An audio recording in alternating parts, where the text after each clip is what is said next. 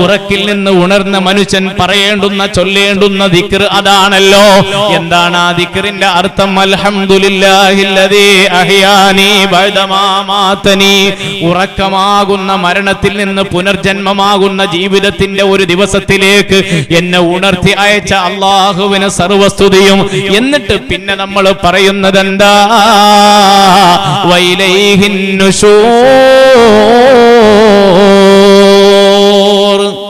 അല്ലാഹുവിലേക്കാണ് മടക്കം, അല്ലാഹുവിലേക്കാണ് മടക്കം. ഇതല്ലേ നമ്മൾ പറയുന്നത്?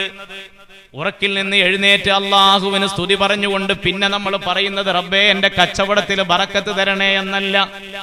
അല്ലാഹുവേ ജീവിതത്തിന്റെ വഴികളിൽ ഖൈറിന്റെ വാതിലുകൾ തുറന്നു തരണമെന്നല്ല.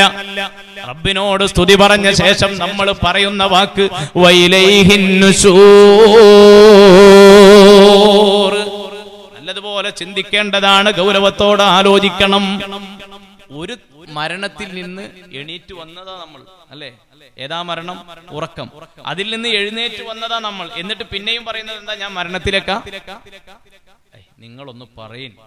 നമ്മൾ പിന്നെയും പറയുന്നത് എന്താ? വൈലൈഹിൻ നുശൂർ, അല്ലാഹുവിലേക്കാണ് മടക്കം. മരണത്തെ സൂചിപ്പിക്കുന്നത് തന്നെ, അല്ലേ? ഇതാണ് ഇതിനിടയിലുള്ള. അത് നമുക്ക് ആലോചിച്ചാൽ മനസ്സിലാവുമല്ലോ.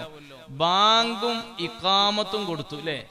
ബാങ്കും ഇഖാമത്തും കൊടുത്തു. ഇനി എന്തേ വേണ്ടുള്ളൂ? അത്രയല്ലേ ഉള്ളൂ. ബാങ്കും ഇഖാമത്തും കൊടുത്തു കഴിഞ്ഞല്ലോ.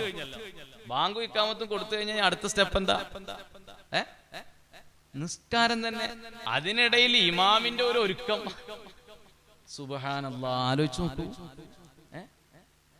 അതിനിടയിൽ ഇമാമ് നിൽക്കുന്ന ആളുടെ ഒരു ഒരുക്കം ഉണ്ടാവൂലേ? ആ ഒരുക്കം അത്രയേ ഉള്ളൂ. എന്ത്?